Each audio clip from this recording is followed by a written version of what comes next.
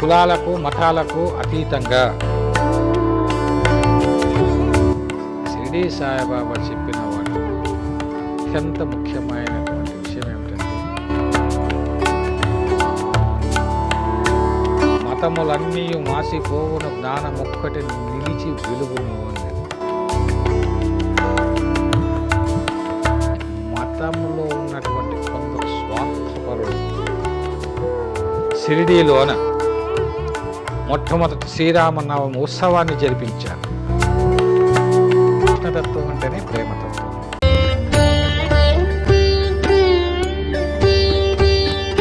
Bhaktivan channel ప్రేక్షకులకు నమస్తే. ఈరోజు సత్సంగంలో ముఖ్యంగా షిరిడీ సాయి గురించి మనము అనేక ఎపిసోడ్లు చేయడం జరిగింది. అసలు ఈ షిరిడీ సాయి బాబా పైన ఇటీవల కాంట్రవర్సీలు ఎక్కువగా వస్తూ ఉన్నాయి.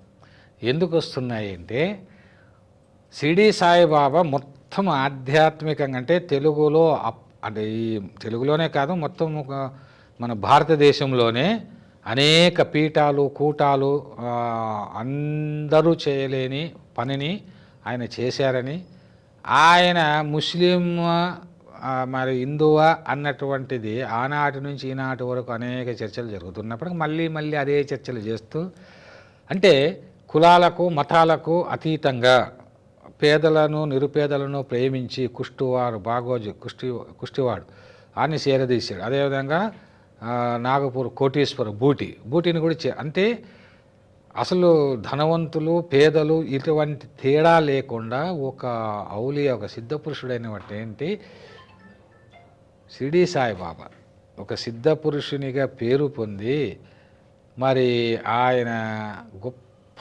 ఆధ్యాత్మిక రంగంలోనే గొప్ప సంస్కరణలు తీసుకొని వస్తే ఈనాడు ఆయన గురించి మళ్ళీ కేవలం ఆయన ముస్లిము అని ఒక నిరాధారమైన ఆరోపణలు చేస్తూ ఏదో ఆయన బాహ్య సౌందర్యాన్ని బట్టి అతను ముస్లింగా నిర్ణయిస్తూ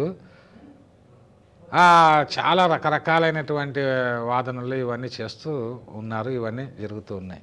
కానీ నేను చెప్పేది ఏమంటే ఎవరి భావాలు ఎలా ఉన్నాయి, ఎందుకంటే మన దేశంలో ప్రతి ఒక్కరికి ఎవరినైనా విమర్శించే చివరికి దేవుళ్ళనైనా విమర్శించేటువంటి వాళ్ళకు ఒక స్వేచ్ఛ వాళ్ళకు ఒక హక్కు ఉందని చాలామంది అనుకుంటారు.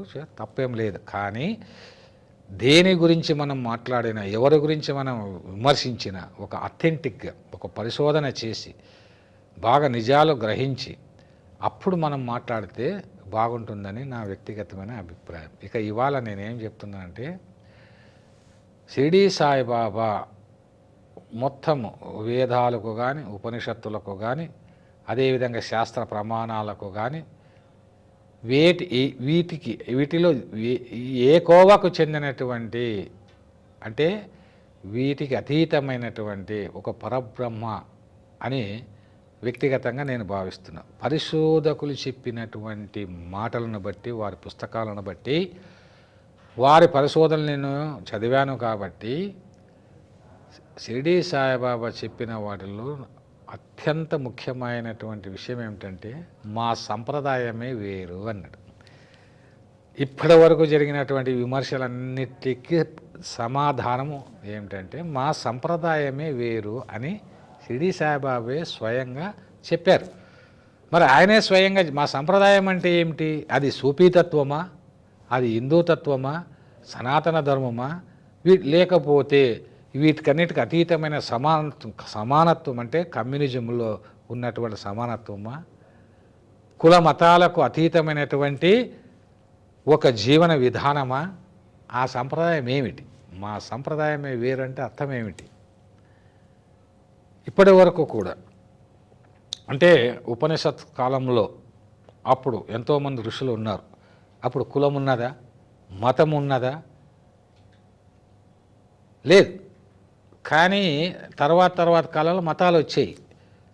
అందుకే గురజాడ అప్పారావు గారు అన్నారు, మతములన్నీ మాసిపోవును జ్ఞానమొక్కటి నిలిచి వెలుగును అన్నాడు.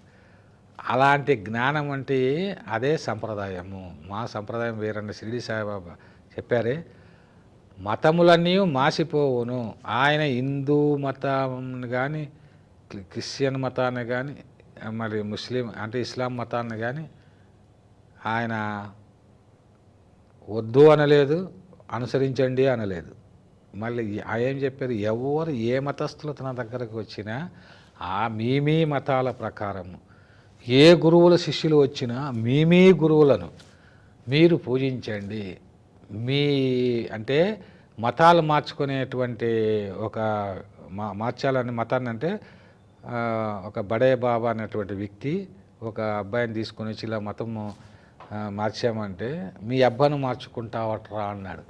అంటే ఎంత విప్లవకారుడు ఆయన అనేటువంటి దీన్ని బట్టి మనం తెలుసుకోవచ్చు.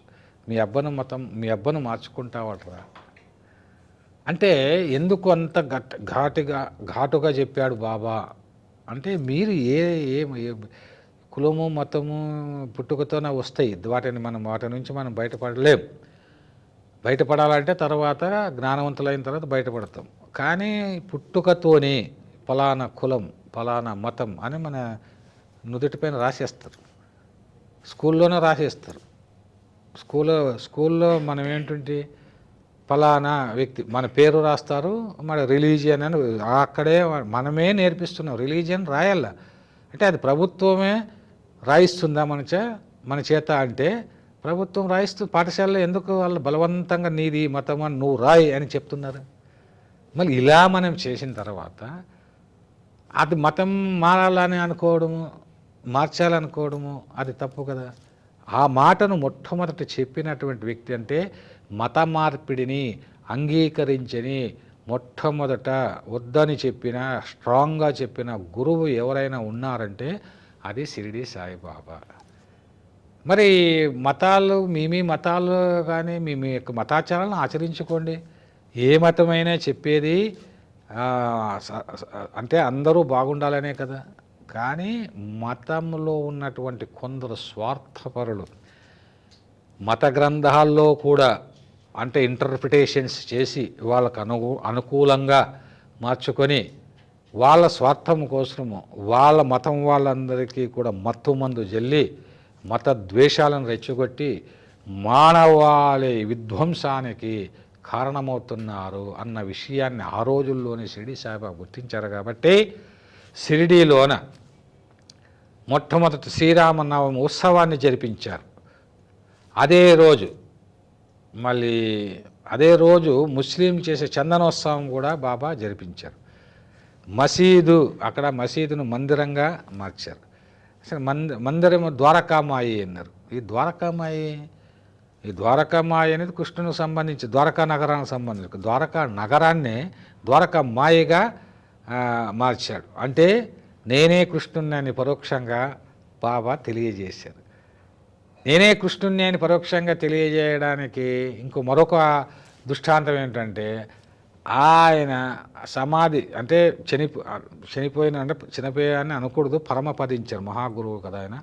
పరమపదించే సందర్భంలో మళ్ళీ కృష్ణుని విగ్రహాన్ని స్థాపించాల్సినటువంటి చోట తాన విగ్రహాన్ని స్థాపించమని ఆయన చెప్పలేదు. కానీ అనుకోకుండా భక్తులంతా బాబా విగ్రహాన్ని అక్కడ స్థాపించడం అనేటువంటిది జరుగుతుంది. దీన్ని బట్టి ఆయన్ని కృష్ణ పరమాత్మగా కూడా చాలామంది భావిస్తుంటారు. ఎందుకు భావిస్తున్నారంటే ప్రేమతత్వం, కృష్ణతత్వం అంటేనే ప్రేమతత్వం. అందుకే ప్రపంచానికి ఒక మాటలో చెప్పాలంటే మరి షిరిడి సాయిబాబా లాగా మనుషులను, భక్తులను, జంతువులను, పక్షులను ప్రేమించినటువంటి జగద్గురువు మీరు ఏ వేదాలన్నా వెతకండి, శాస్త్రాలన్నా వెతకండి, ఎక్కడ కూడా మనకు కనిపించరు. ప్రకృతిలో ఎందుకు అంటే దృష్టాంత సహా మనం దాన్ని వివరించవచ్చు. 2 మేకలు వస్తే ఆ 2 రూపాయలకు తీసుకొని ఆయన ఆ రోజుల్లోనే 2 రూపాయలంటే ఎక్కువ, అందరూ అంటే నవ్వుతారు, ఏంది ఈ బాబాకి ఏమైనా పిచ్చి పట్టింది అని. కానీ వాటికి ఆయన ఆహారం పెట్టి, అరే నేను పిచ్చివాడిని కాదు, వీళ్ళు పూర్వజన్మలో నా ఇంటి పక్కన ఉన్నటువంటి నా మిత్రులు రా అంటాడు. అదేవిధంగా ఎక్కడో ఔరంగాబాద్ నుంచి వచ్చినటువంటి ఒక బల్లి, అంటే ఆ బల్లి తన యొక్క చెల్లెల దగ్గరికి వెళ్ళి గోడ మీద వెళ్తుంటే అది కూడా అంటే సర్వజీవరాశుల్లోన బాబా ఉన్నాడు. వాటి యొక్క మనస్తత్వాలు కానీ వాటి భావాలు కానీ బాబాకు తెలుసు. అందుకే బాబా నేను ఎక్కడ ఉన్నా, నా భక్తులు 7 సముద్రాల ఆవల ఉన్నా, వారు ఏం చేస్తున్నా నేను గమనిస్తూ ఉంటాను, వాళ్ళని రక్షిస్తూ ఉంటాను, నన్ను నమ్మిన వాడు ఎప్పటికీ చెడిపోడు అని అంటే కొన్ని హామీలు ఇచ్చి. ఎందుకంటే ఇక్కడ మనం గమనించాల్సిన విషయం, అవన్నీ బాబా చెప్పినటువంటి మాటలనే నాన్న అక్కడ ఉన్నటువంటి ఎవరు దాబోల్కర్ ఏమాట పంతు తర్వాత గ్రంథస్థం చేశారు. ప్రత్యక్షంగా అక్కడ ఉన్నటువంటి వాళ్ళు బాబా హిందువా ముస్లిమా అని పరీక్ష చేయాలని, ఆ రోజుల్లో పరీక్షించాలని చాలా ప్రయత్నం చేశారు. కానీ ఎవరికి ఆయన హిందువు కానీ ముస్లిం అని కానీ తేల్చుకోలేకపోయారు. ఒక్కొక్కసారి ఒక్కొక్కరికి ఒక్కో విధంగా చెప్పారు. ఒకసారి నేను సామాన్య ఫకీర్ని అన్నాడు.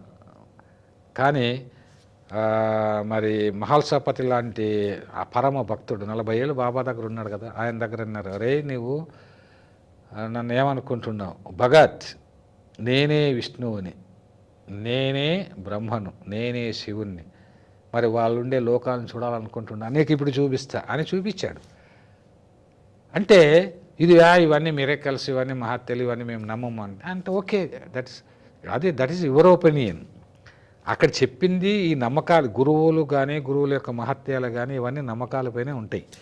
కానీ సరే ఇవన్నీ పక్కన పెడితే షిరిడీ సాయిబాబా వల్ల ఈ యొక్క ప్రపంచానికి జరిగిన మేలు అంతా ఇంత కాదు.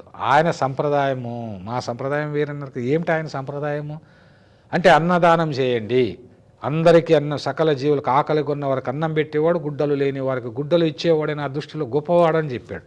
ఇది దీంట్లో లేదా సమానత్వం లేదా, దీంట్లో కమ్యూనిజం లేదా, దీంట్లో హ్యూమనిజం లేదా, మరి అందుకే మా సంప్రదాయం వేరు అన్నారు. అంటే ఇవాళ గుళ్ళ దగ్గర షిరిడీ సాయిబాబా గుళ్ళ దగ్గర కొన్ని వేల మందికి అన్నదాన కార్యక్రమాలు చేస్తున్నారు. మళ్ళీ ఈ విమర్శించేటువంటి వాళ్ళు అన్నదాన కార్యక్రమాలు అంత గొప్పగా చేయగలరా, చేస్తున్నారా? మళ్ళీ ఎందుకు విమర్శించాలి? అదేవిధంగా చాలామంది బాబా చెప్పినటువంటి మార్గంలో నడుస్తున్నారు, సేవా మార్గంలో నడుస్తున్నారు. వివేకానందుడే చెప్పాడు, సేవ చేయడానికే మనిషి జన్మము భగవంతుడు ఇచ్చినది.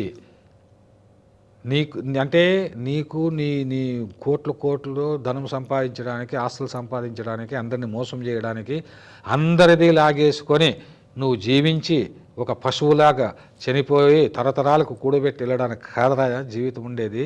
సర్వ్ ద పీపుల్ అంటే those who serve the poor is a great in the eyes of the God అంటాడు వివేకానంద. ఎవరైతే పేదలకు సేవ చేస్తాడో వాళ్ళే దేవుని దృష్టిలో గొప్ప. అదే తత్వాన్ని షిరిడీ సాయిబాబా చెప్పారు. కాబట్టి ఇక్కడ మా సంప్రదాయమే వేరు అనే బాబా చెప్పినప్పుడు ఆయన కులం గురించి మనకెందుకు, ఆయన మతం గురించి మనకెందుకు?